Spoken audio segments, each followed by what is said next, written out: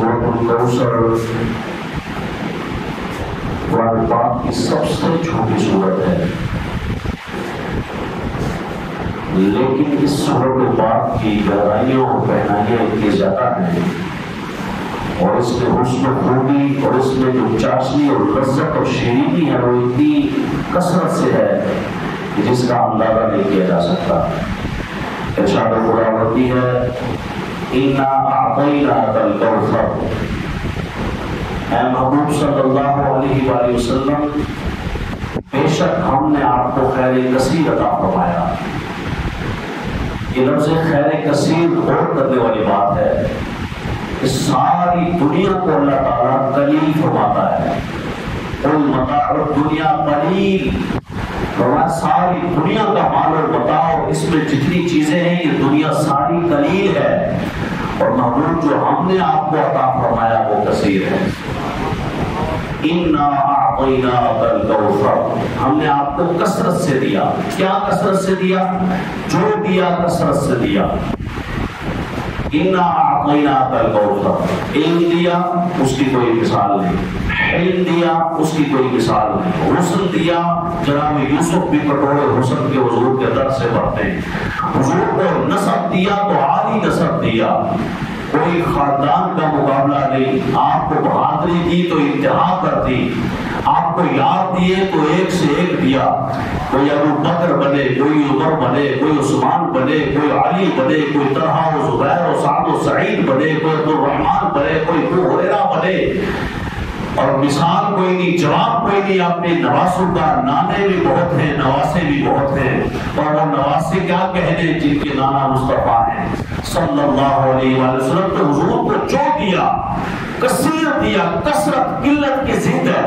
یعنی کبھی ایسا نہیں ہو سکتا کہ حضور کو کوئی مرتبہ، مقام، شہرت، حضور کی عظمت کہیں تو قلیل ہو، حضور کو اتنا رب نے دیا اور اتنا نہیں دیا، نہیں، اتنا کوئی کہہ ہی نہیں سکتا کہ اس معاملے میں اللہ نے اتنا دیا، نہیں۔ فرمایا أَعْطَيْنَاكَ الْكَوْثَرَ، لوگ کہتے نہیں تم جب حضور کے علم کی بات کرو تو تم ہاتھ سے مت گزرا کرو، میں کہتا ہوں رب تو ہاتھ لگا ہی نہیں رہا، یا اللہ تو نے علم دیا تو کتنا دیا؟ فرمایا کثرت سے دیا، تو یا اللہ اس کثرت کی کوئی حد ہے؟ کہا ہاں جانتا میں ہوں، تم نہیں جانتے، میرے نزدیک حد ہے، تمہارے نزدیک نہیں۔ تم یہی کہا کرو کہ رب نے جو دیا کثرت سے دیا، سبحان اللہ سبحان اللہ۔ تم کہا کرو بقول اعلیٰ حضرت اِنَّا أَعْطَيْنَاكَ الْكَوْثَرَ، اِنَّا أَعْطَيْنَاكَ الْكَوْثَرَ، رب نے دیا جو کثرت سے دیا، ساری کثرت پاتے یہ ہے، اِنَّا أَعْطَيْنَاكَ الْكَوْثَرَ، ساری کثرت پاتے یہ ہے، رب ہے موتی یہ ہے قاسم، رب ہے موتی یہ ہے قاسم، رزق اس کا ہے کھلاتے یہ ہے، ٹھنڈا ٹھنڈا میٹھا میٹھا، ٹھنڈا ٹھنڈا میٹھا میٹھا، پیتے ہم ہیں پلاتے یہ ہے، ساری کثرت پاتے یہ ہے۔ اللہ نے عطا کی، ہم اعتراض کیوں نہیں کر سکتے؟ اللہ نے عطا کی، أعطینا، ہم نے عطا کی۔ یہی وجہ ہے کہ معراج کی رات حضور علیہ السلام تشریف لے گئے تو حضور واپس تشریف لائے تو ابو جہل اعتراض کر رہا تھا۔ ابو جہل کہتا تھا اوے لوگوں ادھر آ جاؤ میرے پاس، اکٹھے ہو جاؤ، سب کو جمع کر دیا، اور لوگوں بتاؤ تو صحیح، کوئی بندہ کہے پر راتوں رات کے تھوڑے سے حصے میں، پوری رات بھی نہیں لگی تو تھوڑے سے حصے میں آسمانوں کی سیر کر آیا ہوں، میں مسجد حرام سے مسجد اقصی جہاں تک کئی دنوں کا سفر ہے، وہ رات کے تھوڑے سے حصے میں کر کے آ بھی گیا ہوں، کوئی ہے بات ماننے والی؟ تو لوگوں نے کہا بالکل ماننے والی تو نہیں ہے، عقل تسلیم نہیں کرتی، ابو بکر بول پڑے۔ فرمایا یہ بات کوئی اور کہتا تو نہ مانتے، اور حضور کہتے ہیں تو ہم مانتے۔ حضور فرما رہے ہیں تو ہم مانتے ہیں، کیوں؟ ساری کثرت پاتے یہ ہیں، یہ تو کثرت میں آتا ہے، رب نے جو عظمت عطا فرمائی وہ کثرت سے، یہاں تک کہ اللہ فرماتا ہے ان کا بولنا میرا بول رہا ہے۔ ہوئے ہوئے ہوئے آتی ہوگی نا، ما اوحا فاوحا الى عبده ما اوحا، فرمایا وما ينطق عن الهوى ان هو الا وحی یوحا، میرا محبوب اپنی ہوائے نفس سے کوئی بات نہیں کرتا، جب منہ کھولتا ہے تو رب کھلواتا ہے تو کھولتا ہے، جب بولتا ہے رب بلواتا ہے تو بولتا ہے، وہ جو کہے چپ کر کے سمجھ لو رب کی مرضی ہے، یہاں تک کہ وہ شہد کو حرام کرے تب بھی اس کی مرضی ہے۔ لوگ اعتراض کرتے ہیں نہیں جی یہ سورہ تحریم کی پہلی آیات میں حضور کو علم غیب ہوتا تو حضور حرام کرتے، کیوں کرتے؟ رب نے فرمایا یا ایھا النبی لا تحرم، تو حرام نہیں کر سکتا، اے محبوب تو نہ حرام فرما۔ اب وہاں جو فرمایا کہ تو نہ حرام فرما، تو نہیں حرام کر سکتا، لما تحرم ما احل اللہ لک، اسے کیسے حرام کر سکتے جو رب نے حرام کیا، حلال کیا؟ تو وہاں پر یہ آیت پڑھ پڑھ کے لوگوں کو بڑھلا رہے ہوتے ہیں، دیکھا ہے ان کو یہ معلوم نہیں کہ رب اگر ادھر یہ فرما رہا ہے تو یہ بھی تو فرما رہا ہے یہ جو بولے میرے رب کی مرضی سے بولتا ہے، یہ اللہ کی مرضی سے بولتا ہے، یہ اپنی مرضی سے بولتا ہی نہیں، چاہے حرام بھی کسی کو کہے تو رب کہتا ہے چل یہاں تو بول، تو یہاں تو اس طرح بول، آگے میں بولوں گا پھر تو بول، سٹنگ کیوں ہے یہ رب رہا؟ ہائے ہائے، یہاں لوگوں کی سٹنگ ایک دوسرے کے ساتھ ہوتی ہے، یہاں اقتدار والے اپنے سٹنگ کرتے ہیں، ہم ان کی سٹنگ تو نہیں مانتے، لیکن جو رب نے کیا ہے اسے تو ماننا پڑے گا۔ فرمایا میری اور میرے یار کی بات ہے، میں جس طرح اس سے باتیں کروں، یہاں تک کہ فرمایا معراج کی رات میرے محبوب سے میں نے باتیں کی، فاوحا الی عبدہ ما اوحا، لیکن تمہیں کیوں بتاؤں کیا باتیں کی؟ جو بھی میں نے باتیں کی، لیکن باتیں فرما کے اور راز کی باتیں اللہ فرماتا ہے جو بھی میں نے کی ہے وہ راز کی ہے، میں تمہیں نہیں بتاتا۔ ایک بات حضور نے بتائی تھی اور وہ بھی حضرت سیدتنا عائشہ صدیقہ رضی اللہ تعالی عنہا کے فرمانے پر،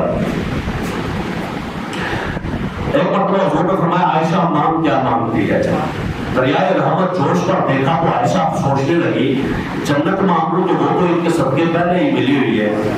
زیادہ کہا میں کیا مانگوں، کیا سب کچھ تو ملا ہوا ہے، حضور کا گھر ملا ہے، کائنات کے والی کے ساتھ رہتی ہوں، ان سے رب نے نکاح میرا کروایا ہوا ہے، مجھے تو اور تجھ سے تجھے تو مانگ کر مانگ لی ساری کائنات، سارا کچھ تو مانگا، میں مانگوں کیا؟ تو کہا اچھا حضور مجھے اجازت نہیں، میں اپنے ابا جان ابو بکر صدیق سے مشورہ کر کے آ جاؤ۔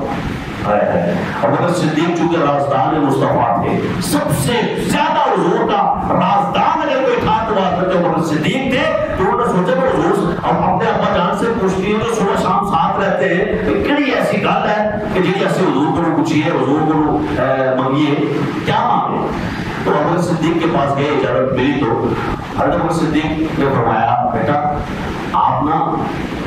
آقا کریم صلی اللہ علیہ وسلم کو جا کے یہ عرض کرو یا رسول اللہ معراج کی رات میں اللہ نے آپ سے باتیں کی تھی نا، تو جو آپ نے فرمایا کہ جو بھی باتیں کی میں نہیں بتاتا، تو ان میں سے ایک بتا دیں، ان میں سے ایک ارشاد فرما دیں۔ آقا کریم صلی اللہ علیہ وسلم نے ارشاد فرما دیا۔ اب ابو بکر صدیق کے پاس گئی، ابو بکر صدیق نے پوچھا ہاں بولو کیا فرمایا حضور نے؟ کہا حضور نے راز کی بات بتائی، فرمایا رب نے مجھ سے یہ باتیں کی، جن میں سے ایک بات یہ تھی کہ اے میرے محبوب صلی اللہ علیہ وآلہ وسلم، دنیا میں جو تیرا امتی کسی ٹوٹے دل کو جوڑے گا میں اللہ اس کو جنت عطا کروں گا، جو ٹوٹے دل کو جوڑے گا۔ آج جو ٹوٹے دل کو جوڑے سمجھ لو مصطفیٰ کو راضی کرتا ہے۔ حضور علیہ السلام کا مین مقصد ہے، فرمایا جو ٹوٹے دل کو جوڑے میرے پر واجب ہے میں اس کو جنت عطا کروں گا۔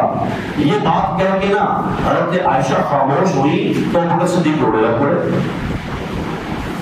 ابا جان اتنی پیاری بات ہے، یہ تو خوشخبری ہے اور آپ جو ہے وہ رو رہے ہیں۔ فرمایا میں اس کا دوسرا رخ بھی دیکھ رہا ہوں، اور دوسرا رخ یہ ہے کہ اگر ٹوٹے دل کو جوڑے گا تو رب راضی ہوگا، جنت دے گا، اور جوڑے کو توڑ دے گا تو اس کو پھر جہنم تو ملے گی نا۔ تو توڑنے والے جو دل توڑنے والے ہیں ان سے جو ہے بچ کے رہنا چاہیے، اور ان لوگوں کو خود بھی محسوس کرنا چاہیے کہیں کسی کا دل توڑتے ہوئے بھی دل دے، یہ بھی عجیب سسٹم ہے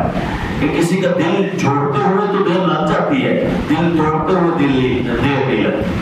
اللہ کریم ہم سب کو دل جوڑنے کی توفیق عطا فرمائے، اور حضور علیہ السلام کی حدیث پاک بھی یہی ہے، فرمایا جو تم پر ظلم کرے اسے معاف کر دو، اور جو تم سے توڑے اسے جوڑو۔ تو یہ اِنَّا أَعْطَيْنَاكَ الْكَوْثَرَ کا فیضان ہے کہ ہم نے آپ کو کثرت سے جو چیز دی عطا کی، جو بھی دی۔ اب آگے فرمایا فَصَلِّ لِرَبِّكَ وَانْحَرْ، بس آپ اپنے رب کی نماز پڑھیے اور قربانی کیجیے۔ آپ نماز پڑھیے، دیکھیں اس خاص موقع پر حضور نبی دو عالم کو کثرت سے فرمایا ہم نے جتنا دیا نا دیا ہی نہیں کسی کو، یوں سمجھ لے ھذا عطاؤنا فضل او امسک بغیر حساب، محبوبہ ساری کائنات تو تیرے جھولی میں ڈالتی ہے، سب کائنات تیری جھولی میں، تو جیسے چاہے، شریعت تیری مرضی کے مطابق ہوگی، دین تیری مرضی کے مطابق ہوگا، جو بولے گا وہی شریعت ہوگی، جو کرے گا وہی شریعت و سنت ہوگی۔ اب محبوب صلی اللہ علیہ وسلم کو سب عطا فرمایا، پتہ کیا فرمایا؟ فرمایا فصلی لربک، اتنا کچھ عطا فرمانے کے بعد آرڈر تو دے رہا ہے اللہ تعالیٰ، نماز پڑھیے۔ کتنی اہمیت ہے نماز کی، کتنی فضیلت ہے نماز کی، کتنی عظمت ہے نماز کی، کہ اپنے حبیب کو سب کچھ دے کے فرمایا بس آپ اپنے رب کی نماز پڑھیے، آپ اپنے رب کی عبادت کیجیے۔ اگر محبوب کریم کو اتنی عطا کہ ساری کائنات دے کر فرمایا نماز پڑھیے، تو یہ اشارہ ہے کہ تمہیں بھی جو ملا رب کی عطا سے ملا ہے، تو اس کا صلہ یہ ہے کہ تم نماز پڑھو۔ فصلی لربک، اپنے رب کی عبادت کرو، وانحر، اور قربانی بھی اپنے رب کے لیے کرو۔ ابھی قربانی کا ماہ مقدس آئے گا، لوگ قربانی کریں گے، قربانی کرنا بھی جس کے اوپر واجب ہے واجب ہے، اور دیکھیں میں قربانی کر رہا ہوں۔ اب اس قربانی کا فقط یہ نہیں مقصد کہ ہم نے جانور قربان کر دیا، اصل تو اس کی ایک پیچھے مقصد ہے، وہ یہ ہے کہ حضرت اسماعیل علیہ السلام کو ذبح کرنے کا آرڈر دیا گیا تھا، یعنی کون ہے جو رب کے لیے قربان ہو، کہیں موقع آ جائے تو کون ہے جو قربانی دے؟ تو وہاں اس فلسفے کو یاد رکھنا چاہیے کہ صرف ہم نے جانور قربان نہیں کیا، اگر یہ جان بھی اللہ تعالیٰ نے مانگی تو ہم انشاءاللہ شہادت کے مقام پر ضرور فائز ہوں گے۔ تو مرتبہ شہادت کے لیے ہمیشہ تیار رہنا چاہیے، اور شہادت کی دعا کرتے رہنا چاہیے کہ اللہ ہمیں شہادت جیسے منصب سے سرفراز فرمائے، اور اللہ کریم ہمیں یہ توفیق دے، ہمارے حکمرانوں کو یہ توفیق دے، وہ اعلان جہاد کرے غیرت بنڈر کے خلاف اور گستاخان مصطفیٰ کے خلاف، اور اللہ تعالیٰ موقع دے ہماری افواج بھی جائیں، ہم بھی جائیں، اور ہم بھی ذرا پتہ کریں کہ اللہ تعالیٰ فرماتا ہے جو جگہ انہوں نے تمہاری قبضے کیے ہیں واپس لو، مسجد اقصی واپس لیں، اور ہم بھی جہاد کریں، ہم بھی شہید ہو جائیں، اور کیا شہادت کا لطف ہوگا کہ خون کا قطرہ بہتا ہوگا، رب اپنا دیدار کراتا ہوگا۔ اللہ اکبر، اللہ ہمیں شہادت کی موت عطا فرمائے۔ پتہ تو ویسے بھی ہے، پتہ ہاسپٹل میں مر جاتا ہے، ایکسیڈنٹ میں مر جاتا ہے، ہارٹ اٹیک میں مر جاتا ہے، کیوں نہ ڈھنگ سے مرے، جس جج سے کوئی مقتل میں دیکھ گیا وہ شان سلامت رہتی ہے، اللہ اس شان سے ہمیں لے جائے۔ تو فرمایا فصلی لربک وانحر ان شانئک هو الابتر، محبوب آپ کا دشمن ہی بے نام و نشان ہونے والا ہے۔ آپ حضرت قاسم رضی اللہ تعالیٰ عنہ حضور کے ساتھ آتے جب اس دنیا سے وصال فرمایا نا نابالغ کی عمر میں، تو کافر کہنے لگے دیکھا ہے یہ تو ابتر ہو گئے، یعنی اب جو ہے وہ نام و نشان بھی مل جائے گا، کیونکہ اولاد تو آگے نسل چلتی ہے نا بچے سے، لڑکے سے، کہا لڑکا بہت ہو گیا بس کوئی لڑکا نہیں کا۔ رب نے فرمایا یہی تو میں نے بتانا ہے، لوگ ساری کائنات میں اپنے بچوں سے نسل، لڑکوں سے نسل چلا کے پہچانے جاتے ہیں، میں مصطفیٰ کی پہچان نسل سے نہیں کرواؤں گا۔ کوئی یہ نہ کہے جن کی اولاد کی وجہ سے مصطفیٰ کی پہچان ہے، نہیں، فرمایا اذان ہی ایسی دوں گا جس میں بار بار مصطفیٰ کا نام ہوگا، میں ان کو نماز ہی ایسی دوں گا جس میں بار بار اللہم صلی علی محمد ہوگا، میں ان کو جو جو جو عمل بتاؤں گا ہر عمل میں مصطفیٰ رحمت کا نام ہوگا، صبح شام درود و سلام بھیجیں گے، صبح شام حضور کے تذکرے کریں گے، صبح شام اذانیں پڑھیں گے، اشہد ان محمد رسول اللہ کی گواہی دیں گے، اور نعتیں پڑھیں گے، حضور کی قصیدے پڑھیں گے، کبھی بلغ العلا بکمالہ کشفت الدجی بجمالہ حسنت جمیع خصالہ صلوا علیہ وآلہ، یہ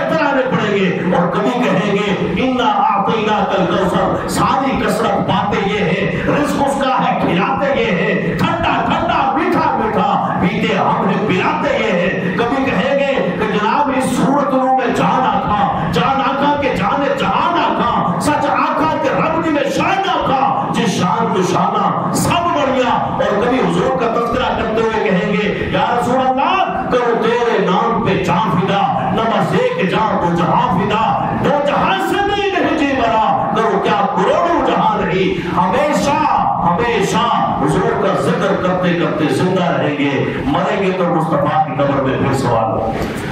وہاں پہ جائیں گے تو پھر میں کہوں گا بتاؤ اس ہستی کے بارے میں کیا کہتے تھے، تو تم یہ کہتے ہو کہ ابتر ہے، نسل ان کی چناؤں گا فاطمہ کے ذریعے، پہچان کرواؤں گا اذان کے ذریعے، نمازوں کے ذریعے، ان کے اعمال کے ذریعے، ہر جگہ مصطفیٰ جان رحمت کے نغمے ہوں گے۔ آج دنیا میں علماء فرماتے ہیں، زعماء فرماتے ہیں، لوگ جو پوری دنیا کا وزٹ کرتے ہیں نا، وہ لوگ کہتے ہیں کہ دنیا کا کوئی حصہ ایسا نہیں ہے جہاں ہر لمحے اذان نہ ہو، اللہ ہر سیکنڈ کسی نہ کسی جگہ اذان ہو رہی ہوتی ہے، کسی نہ کسی جگہ کہیں اشہد ان لا الہ الا اللہ ہے تو کہیں اشہد ان محمد رسول اللہ، تو ہر جگہ ہر لمحہ محمد کا تذکرہ ہے۔ فرمایا فصل لربک وانحر ان شانئک هو الابتر، اور تمہارا نام و نشان مٹے گا، مصطفیٰ کا نام تو اونچا ہی اونچا ہوتا چلا جائے گا۔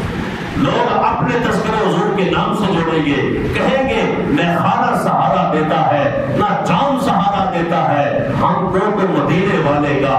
بس نام سہارا دیتا ہے، یہ نام کوئی کام بگڑنے نہیں دیتا،